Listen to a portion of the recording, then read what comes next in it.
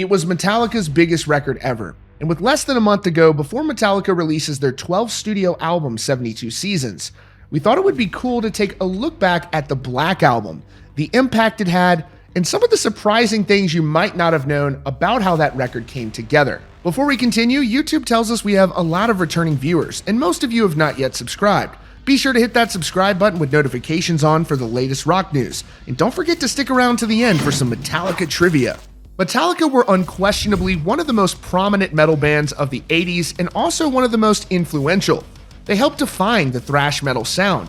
Their records like Kill 'Em All, Ride the Lightning, and Master of Puppets had fast-paced, aggressive guitars, intense screaming vocals with less of an emphasis on those catchy radio rock choruses, and this is largely why many Metallica fans were probably caught off guard when they released their record, the Black Album, which was a departure from that beloved thrash sound. This was certainly a seismic shift in sound for Metallica, who was known for writing punishing hits like Master of Puppets.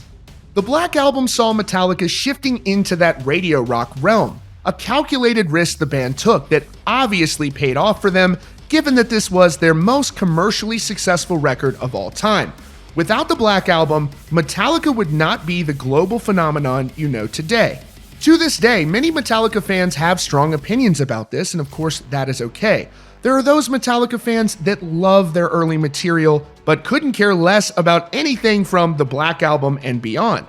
For those Metallica fans who rode with the band faithfully throughout the 80s, some felt betrayed when Metallica evolved away from their thrash metal sound and more in a traditional radio rock sound. Without this album, for better or for worse, Metallica would not be the global powerhouse it's known as today.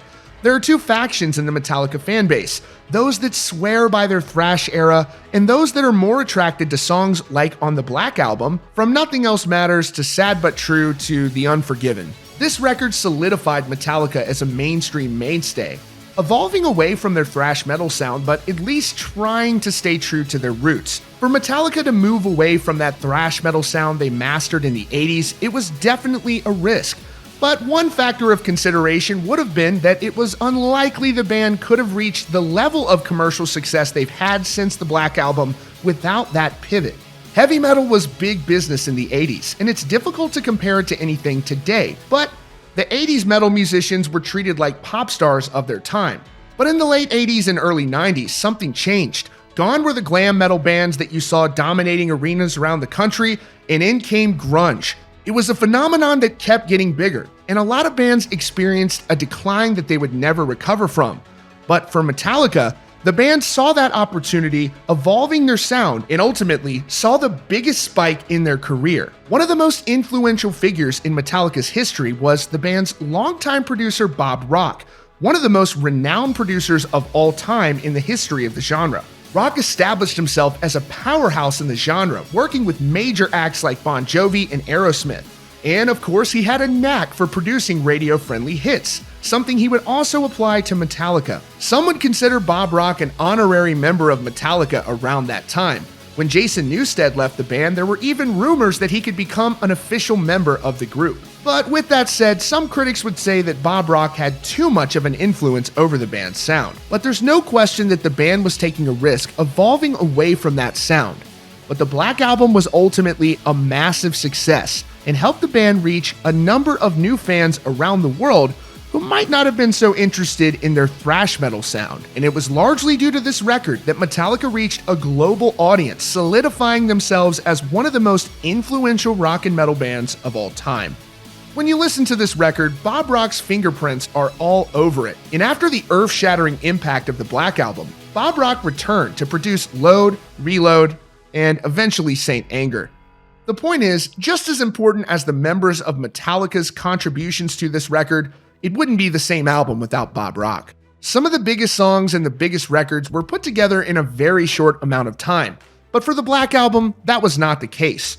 Metallica tediously worked on this album over a period of 7 months, in late 1990 and into 1991. The band started with pre-production in the studio, working together on arrangements and making sure the song structures were also correct. This was a vital process to make sure the songs were as strong as they could possibly be. The band entered the studio having written many of these songs on tour, and they needed to be polished to give them the maximum effect. One key takeaway from this album is that hard work does in fact pay off. This was an intense recording process, with the band spending countless hours producing and recording this record, poring over every intricate detail with a meticulous approach. When you reflect back on some of the most commercially successful rock records of all time, there's an interesting theme you'll notice. Many of the musicians have described focusing on simplicity and accessibility. That was the case when Metallica entered the studio to work on the Black Album. They wanted to write shorter songs that connect with larger audiences. And this was certainly a skill that Bob Rock had mastered at this point in his career. He encouraged the band to make sure they focused on writing the biggest choruses possible and getting the melodies just right. Once they had that down, they made sure they trimmed out any fat to make the songs as efficient as possible. The Black Album was certainly a historic part of entering into the digital age, because it was one of the first records to use then new digital recording technology. Although in today's digital age, some feel that music has become hyper-polished, whereas in the past you might hear slight imperfections on the record that might be endearing to some fans. All of the stars aligned to produce this record. Bob Rock was on the cutting edge of technology, the band was meticulous in their approach to working on this record, and they were able to spend enough time making sure they delivered on what they set out to achieve. But despite all of the success the band had working on this record, and that they continue to have to this day, at the time the band faced tremendous pressure to deliver a commercially successful record. Remember the climate at the time, heavy metal was on the decline, grunge and active rock was on the rise. The band knew they had no other choice but to appeal to a wider audience if they wanted to maintain their success. And as has been storied in Metallica's career, there were internal tensions between members of the band during the recording process. For one, drummer Lars Ulrich wanted to produce the album in Denmark, while James Hetfield preferred Los Angeles. It's been reported that the recording process of this album actually was delayed as a result of this dispute. Another challenge was that Metallica had no other choice with their relentless touring schedule but to write the music on tour. That means some of the songs weren't exactly as they needed to be when they entered the studio, leading to a prolonged process of pre-production. To make matters worse, vocalist James Hetfield had to enlist the assistance of a vocal coach, something he'd never done before, since he would be spending a lot more time singing and less time screaming. To make matters worse, Hetfield was recovering from a vocal cord injury, which affected his ability to sing. Despite all of these challenges, it says a lot about the members of Metallica and producer Bob Rock that they were able to work through them, leading them to produce one of the most influential rock records of all time. To really analyze how big of a risk this record was for Metallica, I encourage you to ignore what we know today and put yourself in their shoes back then. Imagine an extremely aggressive thrash metal band deciding to put a power ballad on their album, a love song at that. You take Metallica's iconic thrash metal sound and you try to do the opposite, you're probably going to end up somewhere close to Nothing Else Matters. And despite all of that, this became one of their biggest songs ever. There were people that accused them of selling out, catering to radio and MTV. And the reality is, much of this probably did factor into the equation for Metallica. Heavy metal was on the decline. Active rock, grunge, all of these sounds were on the rise. There were some who appreciated Metallica's willingness to experiment with different sounds, while others felt this was way too far of a departure from Metallica's original thrash metal sound. Despite that initial reaction, the indicators were clear from the jump. The album was immediately a commercial success. It debuted at #1 on the Billboard Top 200. And it stayed on the charts for over 4 years. And to this day, the album remains on the rock charts.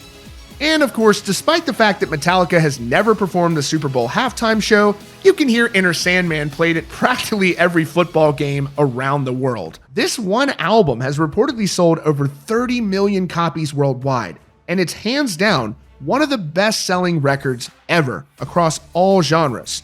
It cannot be overstated just how influential this album is to this day. Metallica knew what they wanted to do with this album, and they executed it at a time where the stakes had never been higher. The reality is, if Metallica kept doing what had worked for them previously, they would be nowhere close to the band they are to this day. The significance and influence of the Black Album just cannot be overstated. It changed everyone's lives who were involved in this record forever. Metallica, as successful as they already were throughout the 80s, just wouldn't be anywhere close to the band they were today if they hadn't have taken this risk. But I want to tell you, we've got a trivia question for you. What was Metallica's original band name before they changed it to Metallica? Don't Google. That is your latest update from Rockfeed. Be sure to hit that subscribe button so you don't miss the latest news and updates about your favorite bands.